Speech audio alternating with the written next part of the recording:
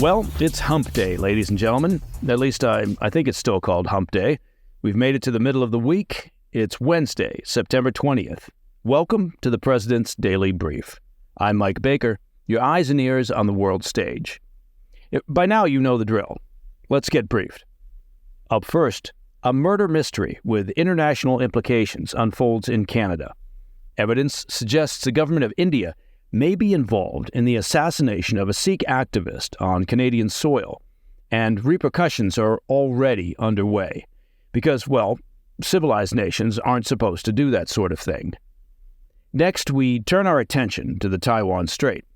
The island nation is condemning what it labels as harassment from China's military, which has deployed over 150 warplanes towards Taiwan in a matter of days.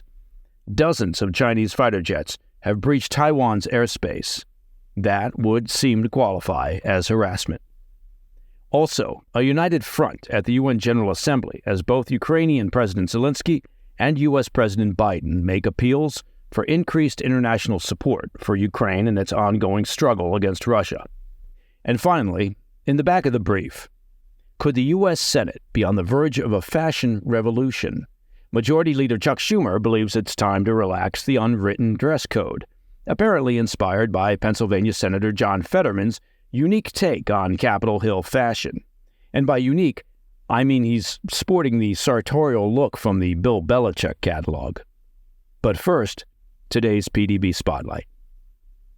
The name Hardeep Singh Nijjar might not ring a bell, but he's become the focal point of a growing rift between India and Canada.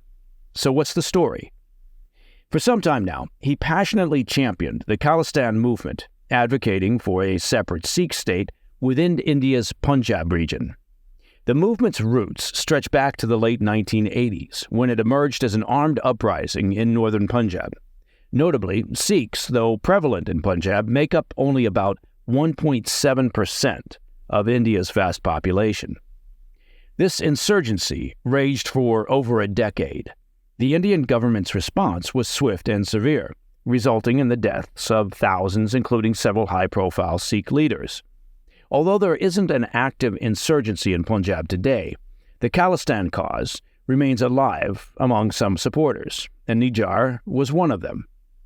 According to the Indian government, Nijjar was the head of a group called the Khalistan Tiger Force, which it designated as a terrorist organization earlier this year. Now, fast forward to June 18th, when Nijjar faced a tragic end. He was shot and killed right outside a Sikh cultural center in Surrey, British Columbia. That, you might guess, is in Canada. Now, the assassins themselves have not yet been identified, but this week, Canadian Prime Minister Justin Trudeau claimed his government has, quote, credible allegations suggesting Indian government agents might have had a hand in Nijjar's murder. Trudeau insists that Canada will ensure those responsible for this act will be held accountable. If these allegations hold water, it signifies a major breach, the Indian government potentially orchestrating the killing of a Canadian citizen on Canadian turf. India, for its part, has outright denied any involvement, labeling Trudeau's remarks as absurd. Yet the fallout is evident. Both Ottawa and New Delhi are on the offensive, expelling key diplomats in a rapid exchange that's seen the relationship between these two nations nosedive. Interestingly, there are whispers in the corridors suggesting Canada might have partnered with U.S. intelligence to ferret out India's potential role in the murder. Now, if true, this event will be a severe stain on India and likely set back Prime Minister Modi's efforts to elevate India's position and role on the world stage. Think back to other similar events, the aftermath of the Saudi kingdom's role in the brutal murder of Saudi journalist Jamal Khashoggi in Istanbul back in 2018, or any number of incidents, take your pick, where Russia's Vladimir Putin either succeeded or failed to kill out-of-favor Russians on foreign soil. All right, up next, Taiwan sounds the alarm as China ramps up its military presence in the skies, sending an unprecedented number of warplanes in a show of force. Plus, a joint call to action at the UN General Assembly. Presidents Zelensky and Biden plead for stronger international backing for Ukraine against Russian aggression. I'll be right back. Welcome back to the President's Daily Brief. China's military is ramping up its aggressive moves against Taiwan, sparking a wave of concern in the region, as if the region, and to be fair, much of the world, wasn't already experiencing angst over China's intentions towards the island nation. Just this week, the People's Liberation Army sent an unprecedented 150 warplanes toward Taiwan. On Monday alone, 103 Chinese aircraft came uncomfortably close to Taiwanese airspace within a single 24-hour period. Taiwan's Ministry of National Defense called the incursions, quote, a recent new high in Chinese military provocations. What's even more alarming is that 40 of the fighter jets crossed the line into Taiwan's Air Defense Identification Zone. It's a symbolic boundary separating the island from mainland China. China's military has made a habit over recent years of crossing back and forth into the zone in sporadic demonstrations of air power. Now, this all comes hot on the heels of another aggressive act by China. As we reported on the PDB last week, its Navy sent a flotilla of ships, including the aircraft carrier Shandong, into waters near Taiwan as part of a large-scale naval exercise. So what's behind China's aggressiveness? Well, essentially, at the 30,000-foot level and in long-term play, China is working to challenge American military dominance in the region. A shorter-term factor is that these actions are essentially a political move aimed at influencing Taiwan's upcoming presidential elections in January. The ruling Democratic Progressive Party, which leans toward formal independence for Taiwan, is clearly a thorn in China's side. Beijing prefers opposition candidates who are more open to working with the mainland and publicly deferential, or at least not antagonistic to the CCP. Now, let's turn to New York City, where the UN General Assembly continues its annual gathering. Aside from constant traffic gridlock as police barricade a variety of streets and diplomat-filled Suburbans crisscross the city heading to posh restaurants, what else is happening?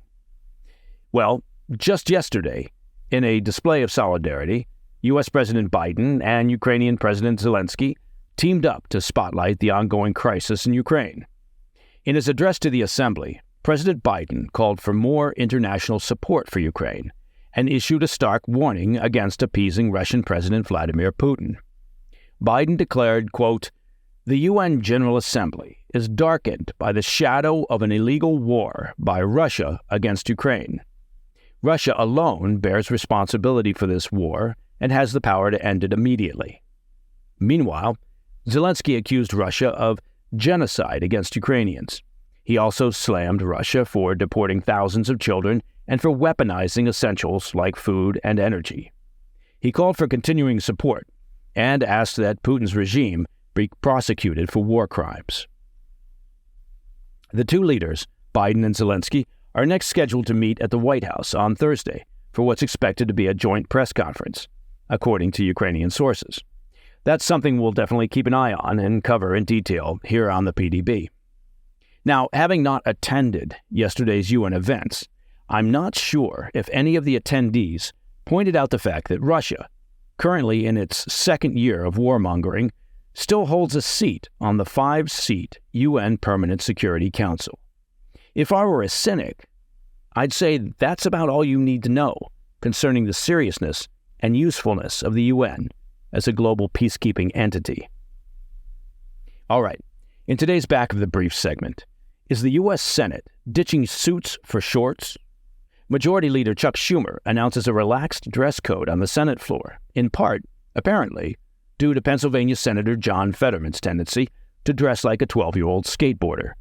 No disrespect to skateboarders. I'll be right back. Welcome back to the PDB.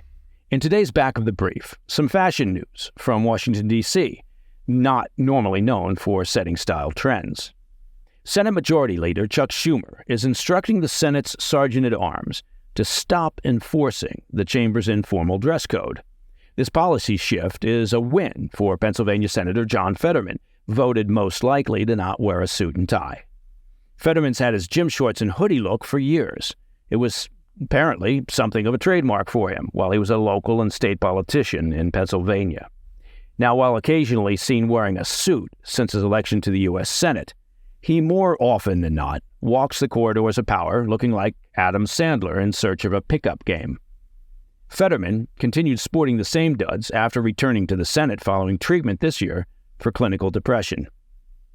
So, when does the new fashion freedom kick in?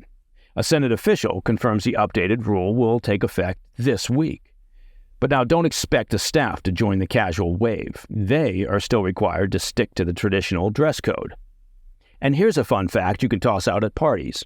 Senators have always found creative ways to bend the rules. I know, you find that shocking. As an example, they've always been allowed to cast votes from the edge of the Senate floor, keeping one foot in the cloakroom just specifically to dodge the unwritten dress code. Two things can be true at the same time. In this case, there are far more important things for senators to worry about than whether they're allowed to wear shorts or caprants or overalls or a snood. At the same time, it's the U.S. Senate. Perhaps the informal dress code was designed to show respect to the institution.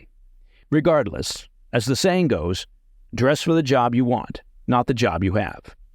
Which makes you wonder what job Senator Fetterman wants.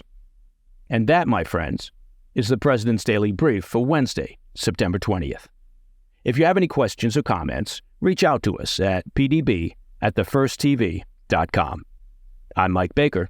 Until tomorrow, stay informed, stay safe, stay cool.